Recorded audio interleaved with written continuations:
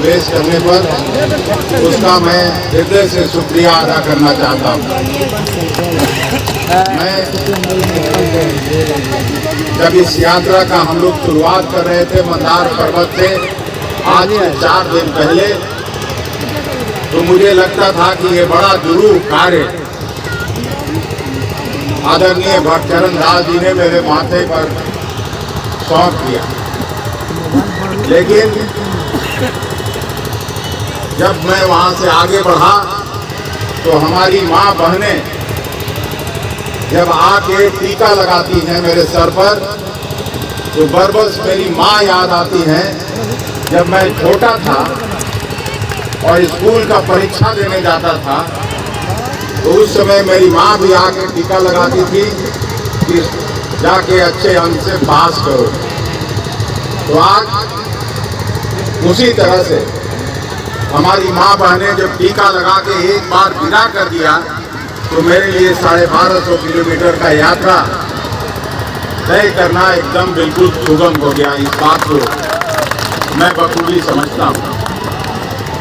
और अभी अजीत जी से प्रेस के मित्र कुछ सवाल कर रहे थे कि टी-शर्ट में राहुल गांधी जी कैसे चल रहे हैं इस ठंड की रात में। तो मैं तो एक ही बात समझता हूँ कि राहुल गांधी जी ने सत्य का कवच जब पहन लिया तो कोई ठंड और कोई बर्फबारी नेता को नहीं रोक सकता।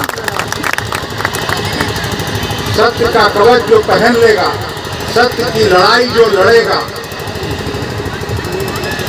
उसको कोई ताकत हरा नहीं सकता। और राहुल जी और हम सभी कांग्रेस जन ऐसे खानदान से आते हैं जिन्होंने ब्रिटिश हुकूमत को भी पानी पिला के इस देश से भगाने का काम किया। मोदी जी तुम कुछ नहीं हो, आरएसएस वाले तुम कुछ नहीं हो, तुमको भी 2024 में भगाने का काम करेंगे। इस देश का संविधान जमहूरियत और प्रजातंत्र पर बना है। इस देश का संविधान सभी धर्मों को बराबर इज्जत और सम्मान की दृष्टि से देखता है।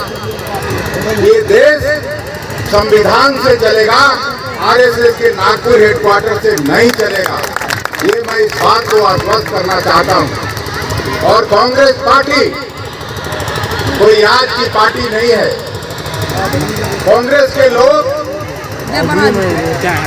वो गांधी जी ने, सुभाष चंद्र बोस ने, सरदार वल्लभ भाई पटेल ने ट्रेनिंग दी है। और जब तक कांग्रेस पार्टी है तब तक अक़लियत समाज को, सिख समाज को, जैन समाज को, बौद्ध समाज को, जो भी अक़लियत बिरादरी का लोग हो, कभी भी कांग्रेस पार्टी आपकी उपेक्षा और अपमान को बर्दाश्त नहीं कर सकती है। ये मैं जरूर आपको कहना चाहता हूँ। नाथनगर बहुत ही सामाजिक न्याय और सांप्रदायिक सद्भाव का सबसे महत्वपूर्ण भूमि रहा है। मैं जानता हूँ यहाँ की धरती को परवेज ने ठीक कहा। सब लोगों ने, हम लोगों के पुरखों ने अपना सर्वस्व न्यौछावर करके इस देश को आजादी दिलाने का काम किया। और आज वो आजादी खतरे में पड़ेगा, कांग्रेस बैठ के नहीं देख सकती। हम आप लोग फिर से इस बात के लिए धन्यवाद देते हैं, कृतज्ञता ज्ञापित करते हैं कि आपने राहुल जी के इस यात्रा को, कांग्रेस की इस यात्रा को आशीर्वाद और समर्थन दिया है। हम आपके आभारी हैं। समर्थन किया है, स्वागत किया है, हम आपके आभारी हैं। साथियों, आप सबको पता चल गया होगा क्योंकि कन्याकुमारी से जो यात्रा चल रही है हमारे नेता राहुल गांधी जी के नेतृत्व में, वो बिहार ही नहीं, देश के एक एक लोगों को पता है कि आखिर क्यों राहुल गांधी जी ने इतनी लंबी 3000 से ज्यादा किलोमीटर की पद यात्रा की शुरुआत किया है। साथियों, कोई भी व्यक्ति, वह राहुल गांधी जिनको सड़कों की खाक खाने की जरूरत नहीं थी, वह राहुल गांधी जिनको इस कड़ी घूमने की जरूरत नहीं थी, बल्कि ऐशो आराम की जिंदगी जी सकते थे। लेकिन आप जानते हैं कि राहुल गांधी राहुल गांधी जी को चिंता है और उनके साथ साथ हम तमाम कांग्रेसियों को चिंता है कि जिस देश को अंग्रेजों के शिकंजे से बाहर निकालने का काम कांग्रेस पार्टी ने किया था, त्याग और बलिदान किया था, उस देश को हम बंटने नहीं देंगे। भारतीय जनता पार्टी हर मजहब के नाम पर, अगड़ा पिछड़ा के नाम पर, बैकवर्ड फॉरवर्ड के नाम पर, हिंदू मुसलमान के नाम पर बांटना चाहती है। और इसीलिए राहुल गांधी ने कमर कसा है कि जब तक इस देश में एक भी कांग्रेसी रहेगा तब तक इस देश में न तो हिंदू राष्ट्र बनेगा न देश का बंटवारा होगा। ये तय किया है राहुल गांधी ने, ये तय किया है राहुल गांधी ने।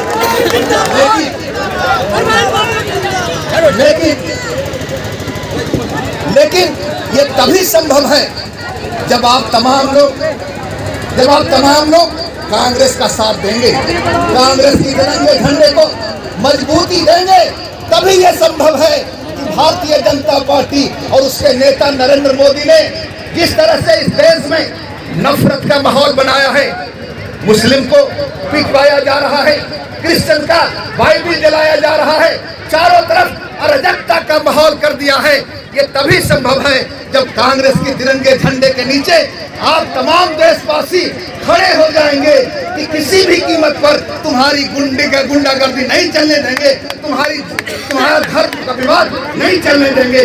तभी यह संभव है कि इसको हम रोक सकते हैं। भाइयों, आज जो स्थिति है, दूसरे हमारे नेता बोलेंगे, बेरोजगारी का सवाल है, गरीबी का सवाल है, नौजवानों की भुखमरी का सवाल है, तमाम सवाल आपके सामने है। बहुत सफल यात्रा बिहार की यात्रा शुरू किया है और यही बात और भागलपुर की धरती पूरे बिहार में एक भी सीट भारतीय जनता पार्टी को नहीं जीतने देगी। ये जनता का ताकत है, यह मैं आपको बताना चाहता हूँ।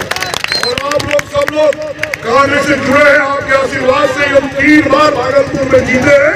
और लोग कहते हैं हिंदू मुसलमान को बांट देंगे भारतीय जनता पार्टी।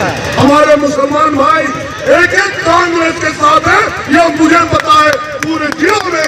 और आप लोग हिंदू भी सब हम लोग के साथ है, आने वाला वक्त बताएगा।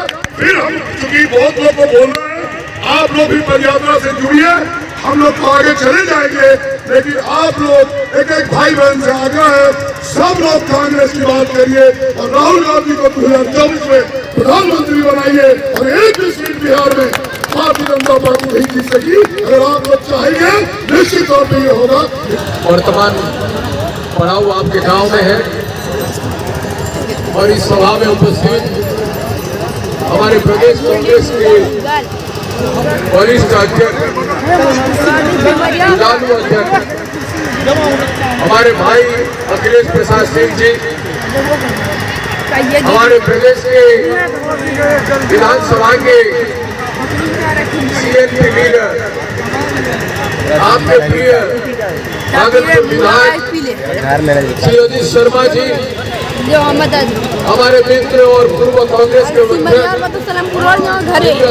भाषण आपने सुना, श्री अनिल शर्मा जी, युवा कांग्रेस के प्रदेश अध्यक्ष गणेश दास जी, नौजवान हमारे बीच उपस्थित हमारे बड़ी राहुल जी की परवान आपने लिया है। अखिलेश जी राहुल जी का संदेश लेके आए हैं। क्या संदेश? नफरत छोड़ो भारत जोड़ो, नफरत छोड़ो भारत जोड़ो। यही संदेश को लेके हम जा रहे हैं, क्योंकि इस देश में बहुत हो गए, धर्म के नाम पर बहुत हिंसा हो गई। हिंसा में सारे पिस गए, हिंदू भी पिस गया, मुस्लिम भी पिस गया, सारे काम करने वाले मजदूर, महिला, किसान, किसी का भी नहीं रहा। बेरोजगारी किसी को दिख नहीं रहा है, कितना महंगाई है किसी को दिख नहीं रहा है। महंगाई बढ़ाता जा रहा है बीजेपी की सरकार। बेरोजगारी आज 20 करोड़ से ज्यादा लोग अपना रोजगार से लुप्त हो चुके हैं और रोजगार विश्व में जितना है उसका दुगना हमारे देश में हो चुका है। बेरोजगार बढ़ चुका है। 16 करोड़ नौकरी आज तक देना चाहिए मोदी जी। 16 करोड़ क्या 10 लाख नौकरी आज तक नहीं दे पाए, तो अग्निपथ में 10 लाख नौजवानों को नौकरी देने की बात की जाए। जब देश में हाहाकार है खाने के लिए, अनाज के लिए, नौकरी के लिए, बेरोजगार के लिए, महंगाई के लिए, तब ये धर्म के नाम पर लोगों को बात के हिंसा फैला रहे, नफरत फैला रहे। छोड़ो छोड़ो भारत छोड़ो, छोड़ो छोड़ो भारत छोड़ो, बच्चे बोले भारत छोड़ो, बच्चे बोले भारत छोड़ो, बच्चे बोले भारत छोड़ो, सच्चे बोले भारत छोड़ो, सच्चे बोले भारत छोड़ो, मजदूर बोले भारत छोड़ो, किसान बोले भारत छोड़ो, बोलो बोलो भारत छोड़ो, बोलो बोलो भारत छोड़ो, हिंदू बोले भारत छोड़ो, हिंदू बोले भारत छोड़ो, मुस्लिम बोले भारत छोड़ो, मुस्लिम बोले भारत छोड़ो, सिख बोले भारत छोड़ो, सिख बोले भारत छोड़ो, ईसाई बोले भारत छोड़ो, ईसाई बोले भारत छोड़ो, बौद्ध बोले भारत छोड़ो, बौद्ध बोले भारत छोड़ो, पारसी बोले भारत छोड़ो, पारसी बोले भारत छोड़ो, बोलो बोलो भारत छोड़ो, मेरे देश की झंडा तिरंगा नहीं चलेगा चौरंगा, सब बोलिए मेरे देश की झंडा तिरंगा नहीं चलेगा चौरंगा, मेरे देश की झंडा तिरंगा।